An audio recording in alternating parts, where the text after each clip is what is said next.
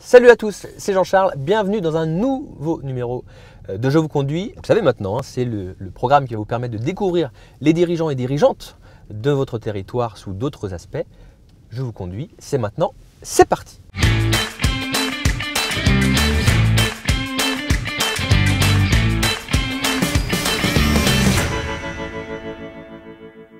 Et pour ce nouveau numéro de Je vous conduis, nous sommes à l'entreprise Connexing à Saint-Herblain avec son dirigeant Yves Le Goébel que je m'apprête à prendre au passage et nous allons parler forcément de lui et de l'entreprise. Bonjour Yves Le Goébel. Bonjour Jean-Charles. Installez-vous dans cette froideur nantaise. On préfère le froid sec. On préfère le froid sec. Yves, on va passer un petit peu de temps ensemble, on va parler de vous et de Connexing. Vous m'avez donné votre carte de visite et sur votre carte de visite, il est marqué « Dirigeant engagé ». Oui. C'est quoi un dirigeant engagé? Un dirigeant engagé, c'est un dirigeant qui n'a pas qu'une mission de gestion de compte. Donc c'est un dirigeant qui prend des engagements. J'ai jamais été joueur de rugby, mais c'est une des valeurs, j'en ai pas la morphologie, c'est une des valeurs que j'apprécie en tout cas. Et donc effectivement, chez Connexing, on aime prendre des engagements forts et s'efforcer de les respecter. Et ces engagements, ils sont à la fois évidemment financiers, et là ça a été bien compliqué, bien chahuté, mais ils sont aussi environnementaux, sociaux et sociétaux. Je dirais la mesure de notre engagement, c'est que nous étions la première société à mission qui a enregistré ses statuts au greffe du tribunal de commerce de Nantes. La première société nantaise. Nantaise, bien sûr, nantaise, société nantaise, en effet.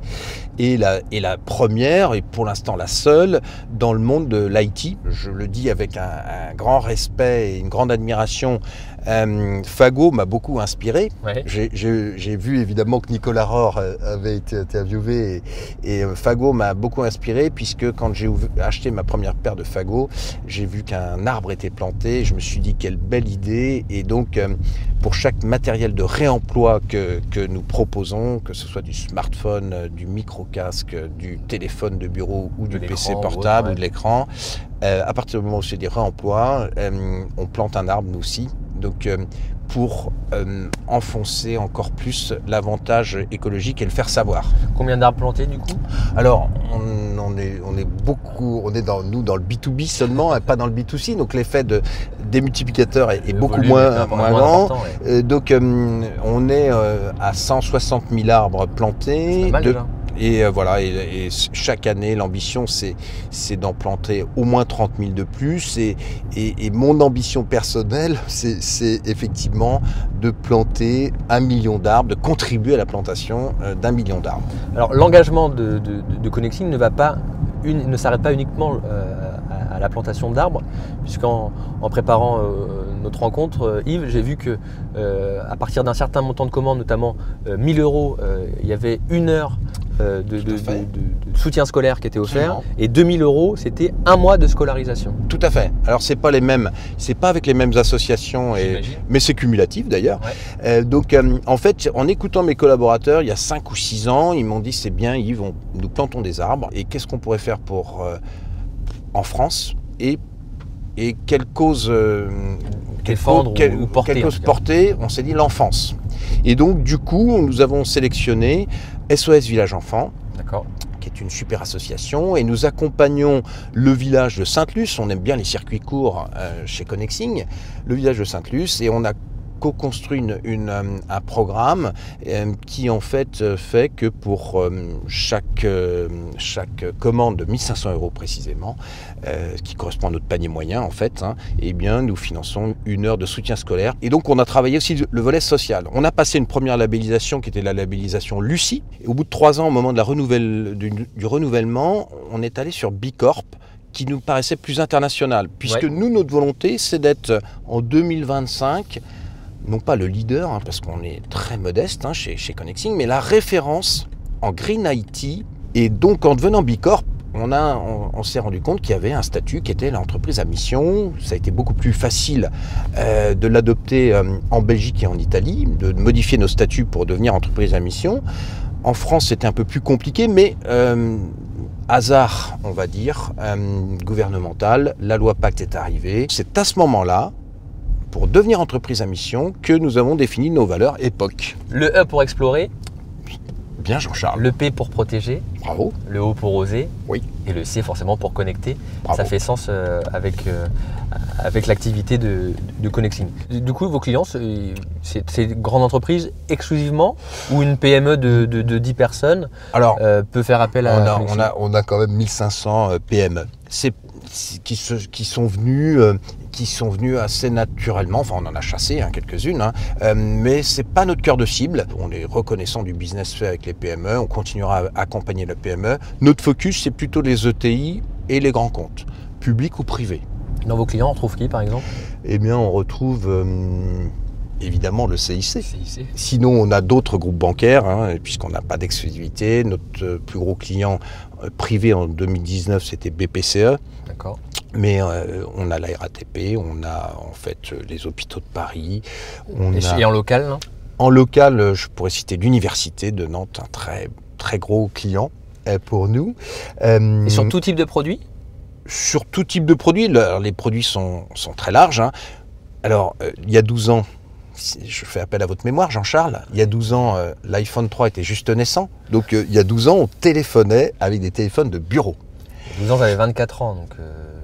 Vous n'aviez peut-être pas encore votre premier iPhone, non, mais vous en rêviez. Oui, je me suis rattrapé. Bon, donc 12 ans après, un déclin de la téléphonie traditionnelle extrêmement rapide, accéléré encore par le confinement et le Covid.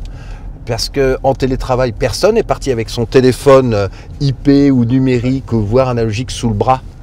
Pour le brancher sur sa box à la maison. Personne n'a fait ça. Donc le déclin est inéluctable et très rapide. Et puis bouleversé aussi par Teams. Teams et Skype for Business qui sont arrivés, qui sont des solutions extraordinaires. Et donc nous nous sommes adaptés. Et ça a d'ailleurs donné lieu à un nouveau service qui est né pendant le confinement et développé en interne, du vrai intrapreneuriat, avec une offre qui s'appelle Explore by Connexing, où nous avons inventé un service de formation à la visio, par la visio. Les pistes de développement pour Connexing, c'est... Alors les pistes de développement, elles sont simples. C'est l'internationalisation. Notre ambition, c'est qu'on a reporté, puis que le contexte nous fait reporter aussi, c'est l'Espagne, c'est ensuite l'Allemagne. Et donc c'est de dupliquer ce qu'on a réussi, avec succès d'ailleurs en Belgique et en Italie, puisque en moins de 5 ans, les filiales sont devenues rentables dans les deux pays. Donc c'est de le dupliquer sous une forme ou sous une autre d'ailleurs, donc en Espagne, en Allemagne, pourquoi pas ensuite en Scandinavie, et donc pourquoi pas également au Portugal, etc. Qu'est-ce qui vous fait rêver, vous Yves, en tant que dirigeant, mais surtout en tant qu'homme, en tant que personne? Ce qui me fait rêver, c'est qu'on puisse effectivement à nouveau revoyager, explorer le monde, et en tant qu'homme, c'est pouvoir refaire des croisières, renaviguer, par exemple. En tout cas, me rapprocher de la mer, c'est important. C'est pour ça aussi que j'avais créé à Nantes et non pas à Paris, même si nos plus gros clients sont parisiens. Et puis, pour l'entreprise, c'est déjà qu'on réussisse notre mission, qu'on atteigne nos objectifs et qu'on ait, donc d'ici 5 ans, donc une couverture européenne. Ce qui m'anime aussi, en tant que dirigeant et en tant que père, c'est aussi la transmission et la transmission de la valeur de l'entrepreneuriat.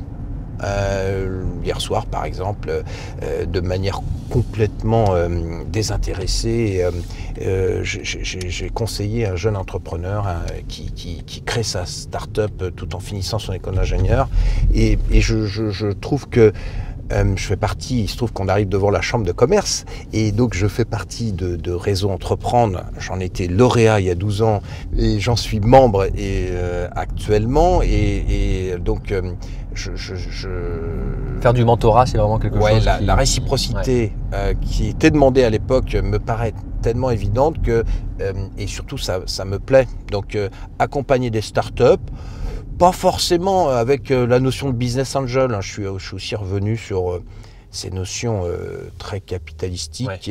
Et en fait, j'ai pris conscience aussi peut-être grâce au Covid, grâce à l'année passée, que atteindre son seuil de satiété était suffisant. Les fêtes de fin d'année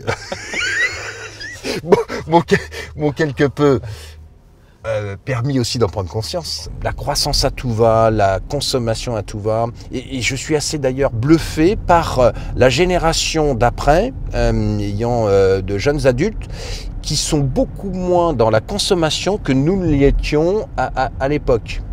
Beaucoup moins, et je trouve que c'est d'ailleurs un très bon signal pour la planète. Et on se rend compte qu'effectivement, la génération d'après a la sagesse que nous n'avions pas à l'époque. Est-ce que vous voyez poursuivre l'aventure Connexing jusqu'à la retraite? Surtout, qu'est-ce que vous aimeriez qu'on dise de vous quand vous aurez raccroché, on va dire, l'aspect professionnel? Quelle empreinte ou quelle trace vous aimeriez laisser? Alors pour répondre d'abord à la première question, Jean-Charles, oui. Et oui, alors évidemment, comme chacun, comme chaque humain, j'ai eu des doutes parfois. Ce qui fait le challenge et ce qui fait le défi passionnant de l'entrepreneuriat, et je pense que vous pourrez en témoigner, c'est la difficulté. Donc oui, j'ai eu des moments de doute, oui, j'ai été approché parfois par des entreprises qui auraient souhaité, des grands groupes qui auraient souhaité racheter Connexing, et la question s'est posée. Simplement, j'aurais eu l'impression, c'est peut-être ça le dirigeant engagé, j'aurais eu l'impression de ne pas aller au bout. Et donc, ce que j'espère laisser, c'est une organisation qui fonctionne, qui perdurera, que les valeurs... L'époque, c'est évidemment le fruit d'un travail collectif de groupe.